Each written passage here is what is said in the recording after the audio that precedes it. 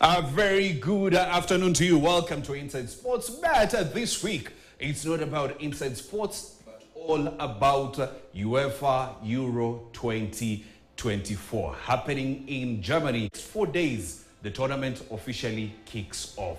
Who will take over from Italy, or are Italy going to retain that title in Germany? Remember, we have a couple of teams that have won Euro 3 times. You have Germany, the hosts themselves. Spain have also done it, and Italy have also done it. So who's going to win Euro 2024? That is the big questions. The big guns are out. England, the Three Lions, are already prepared to make sure that at least they can perform on the biggest stage of them all. Aside from England, Spain want to make it 4. Germany want to make it 4. Italy want to retain their title.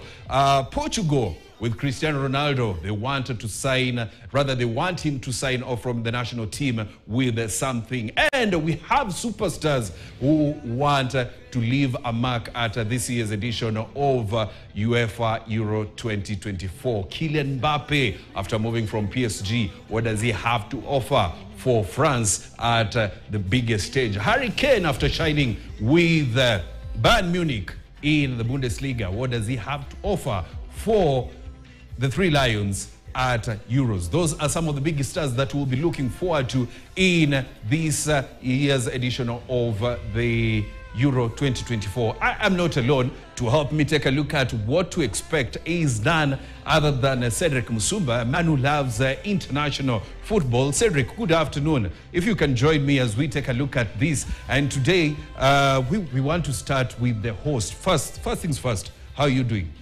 I'm okay, Robinson. Yes. I'm just actually eagerly waiting for that extravaganza to kick off, so as to see what actually the European has to offer if it comes in the world of soccer. Yes, so I want us to get into the thick of things. Let's begin with the Group A. That is our forms our focus of discussion this afternoon. Group A is has the likes of Germany. So Group A has Germany, Scotland, Hungary, and Switzerland.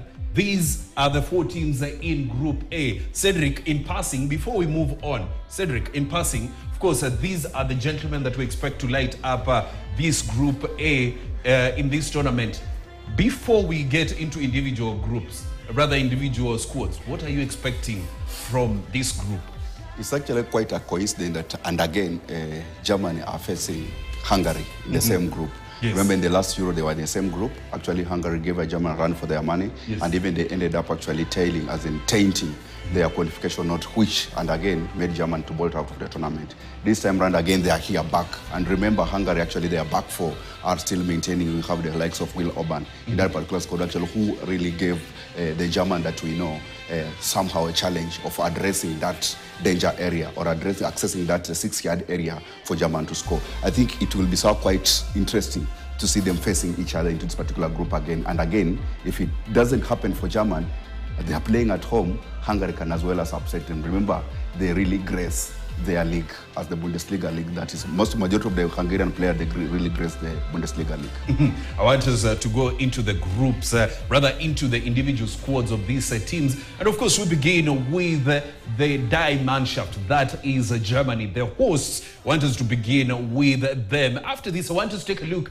at the profile for Germany team, the Die Mannschaft, what to expect. And I mean, who's the coach? How many times have they been in Euro? And after that, of course, who is their top scorer? Is he still playing in this tournament? Of course, the manager is none other than Julian Nagelsmann, the captain, Ilkay Gundogan, the Barcelona man. And the qualifying record, they qualified automatically because they're the hosts. And then they debuted in Euro in 1972, where they were winners as West Germany. Euro 2020, they were knocked out in the round of 16, and most caps in the squad is none other than Thomas Muller, who has 129 caps for the Die Mannschaft, and he's also the scorer with the top scorer rather with 45 caps to his name. So let's go to the squad, and this is where we'll get into thick of things with Cedric.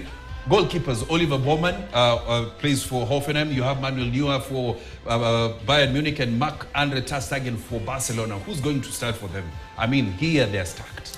You know, actually, Nagelsmann has the right cards here actually placed on Manuel Neuer, and it has been clearly actually on the record saying that Neuer, no matter whatever the media will actually have actually been saying, will start this particular game. And also, I think actually bid with him simply because he need that experience. He need a command from the defense. And remember, in any given tournament, a defense commanded well with such kind of an experience can as well as win your tournament. So who do you still go with Nagelsmann that Neuer? Even if there will be any talk, he's still the one who starts. He has to, because remember the form that he has presented at the Bayern Munich. Actually, he carried Bayern Munich almost to the final of the UEFA Championship, not unless of that kind of miss that literally happens in a game of soccer. And also, when he's had maximum concentration, he also like commanding high line. Remember, when German are pressing, he's outside his box, trying to actually address that particular line and communicate to those back line. Remember, he will actually have the likes of if not maybe Jonathan Tah trading the likes of Rudiger, and they like pressing high when that high kind of soccer pressing calls for. He needs a kind of a goalkeeper who can communicate to them and try to call them back to assume their lines if it comes to defending, for them to go forward and get those points that will. So let's go to the defense. The 26-man squad that will be on duty for the Diamannschaft. In defenders, you have Waldemar Anton, Benjamin Henrichs, Joshua Kimmich, Robin Koch, Maximilian Mittelstadt, David Raum, Antonio Rudiger, Nico Schlotterbeck, and Jonathan Tah. Now, Cedric, here, who starts for this Germany team? Who starts in defense? Ideally, this German defense, if you go by Nagelsmann, since he assumed the office, he has actually played like around 36 players. Not really necessarily getting the right defensive player, because you remember at the beginning someone will think that Rudiger might end up pairing with Schlotterbeck on that particular defense, but it has not been the case. We have seen Nagelsmann actually pairing Rudiger at some points with Jonathan Tah, and at some point we have also seen the likes of Henrich coming actually at that particular center, because he's actually quite equally even Schlotterbeck. And that is the essence that Nagelsmann has not really gotten the right pair to start at the center back, which is another. If you are to pick the starting according to me, going by how German has been registered, it has played 11 matches, and out of 11 matches, actually 6 of them it has lost. And if you go by the six matches that German has actually registered results, the pair that has really worked for this coach has been Rudiger and Jonathan Tah. And then you have Kimmich Kimmich at the right, and then going by left has actually been deploying Henrich at that particular place. Because remember, Henrich, he has the ability of playing at the center. Something he can really drop back at the left back side, which and again brings that the defensive solidity that really needed at that particular time if you want to move forward. Yes, let's move to the midfield. When you talk about Germany, who do they have in midfield? This is the engine of this Diamannschaft side, and you have Robert Hendricks, Christian Furyk, Pascal Gross, Ilkay Gundogan, Toni Kroos, Jamal Musiala, Alexander Pavlovich, Leroy Sané, and Florian Wirtz. A very, very stacked midfield. This is where the headache for Nagelsmann is. It's true. And that's where the engine is. And if they want to win the game, actually, this need to collect the ball and supply them forward, moving forward. Now remember, German right now, as it stand, he doesn't have a right man for number 9, as in the center forward for them. It might end up playing by a false number sign, number 9. That's maybe deploying Kai Havertz to play a particular number. And they need the likes of Jamal Musiala, Gundogan to click at that particular midfield, and maybe Toni Kroos supplying. Remember, Toni Kroos is another kind of a player who will actually like surging forward, but he has killer passes. He likes dropping at the wing back.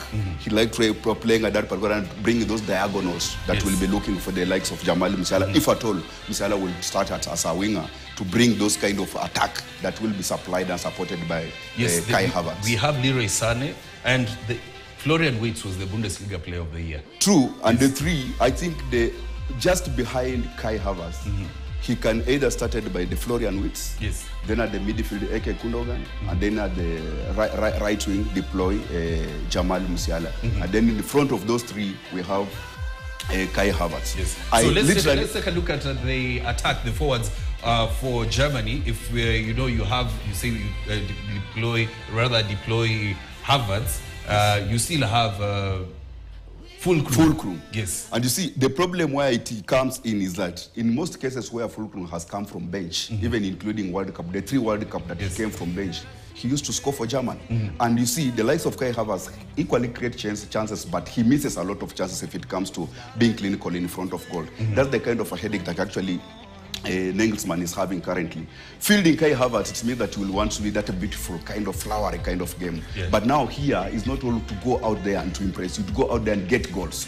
Don't go to play good soccer and you end up losing it. And who are these players that can really go out and give you goals if you want to hammer goal? Fulkrug has been clinical in front of goals compared. And also, if you go by the nature of play, Fulkrug is a natural, typical number 9, as opposed to Kai Havertz, who is actually being deployed there just as a false number 9, depending on the formation that Nagelsmann will be deploying in that particular game. Yes, so let's move from Germany. Let's go to Hungary. Yes. Hungary also one of the teams that is in this Group A. So the profile, the manager is Marco Rossi, the captain, Dominic Szoboszlai, that is the Liverpool man. In the qualifying records, they played 8 games, they won 5, they drew 3, lost none, and they had 16 goals scored with 7 goals conceded. Then the Euro debut, they debuted in 1964 when they finished 4th. In Euro 2020, they were eliminated in the group stage, and the average age of the squad in the qualifying round this year was 27.8. Most caps in the squad is Adam Nagy with 81, and the top scorer in the squad is Roland Salai. So let's take a look at the squad. We begin with the goalkeepers. You have Dennis Disbus, you have Peter Gulaski and Peter Sapanazos. So those that is in goalkeeping. We go to defense, where we have Boton Balog, Andre Botka, Martin Darai, Attila Fiola, Adam Lang, Willie Oban, and Attila Salai.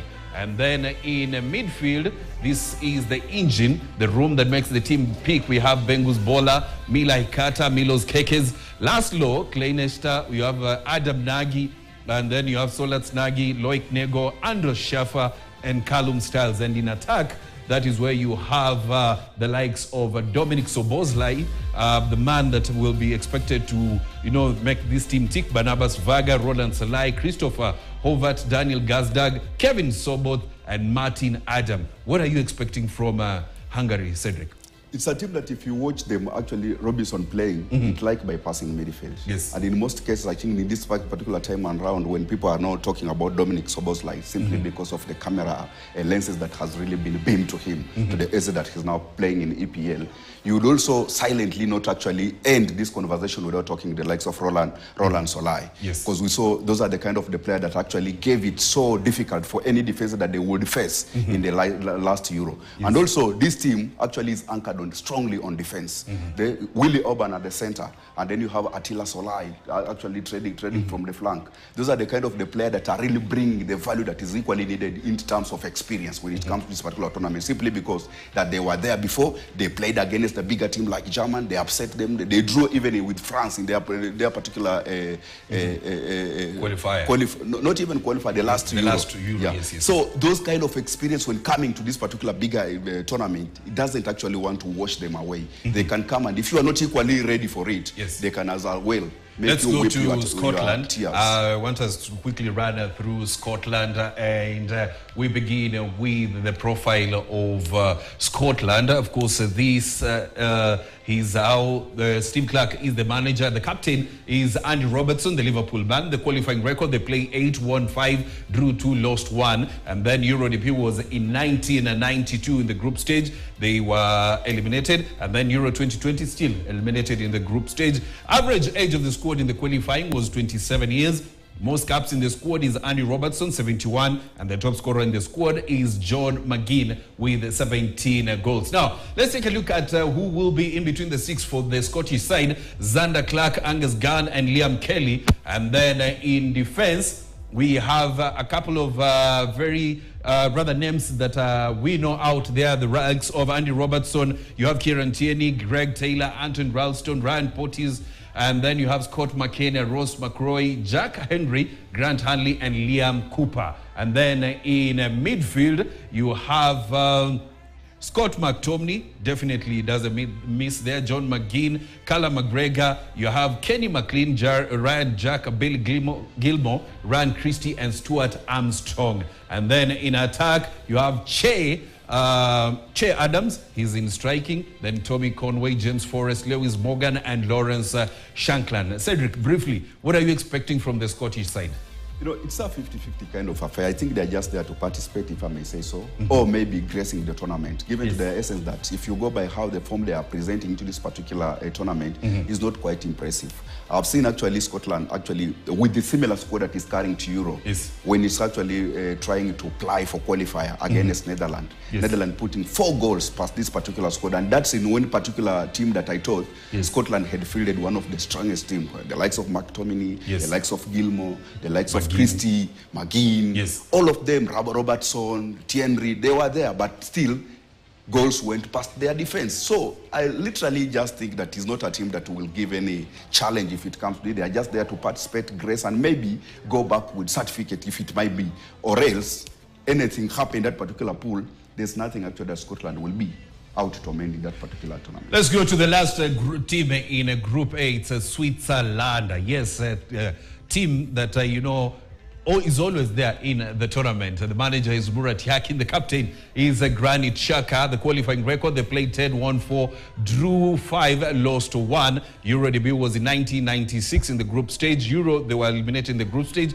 The Euro 2020, they left the tournament in the quarterfinals. Average age of the squad in the qualifying round is 29. Most caps in the squad is Granit Xhaka, 125. And the top scorer in the squad, Xherdan Shaqiri, with 31. So, who do they have in between the sticks? Jan Sommer, Von Vogel, and Gregor Kobel. And then in defense, you know, they have the likes of Manuel Akanji. He doesn't miss. Ricardo Rodriguez, Fabian Schär, Nico Elvedi. And then you have Vidmar, Cedric Zesiga, and Leonidas Stegio. And then in midfield, this is where you have Xherdan Shaqiri, Granit Xhaka, Redmo Frola, Denis Zakaria, and then Mikel Abisha, Fabian Rieder, Adon Joshari, and Vincent Sierro. And then in attack, you have Bril Embolo will be leading attacks. Steven Zuba, Ruben Vargas, Renato Stephen, Noah Okafor, Zeki Amdouni, and Dan Doye, as well as Kwado Dua. Cedric, briefly, Scotland, are you expecting them to cause an upset in this group? They have a lot of experience.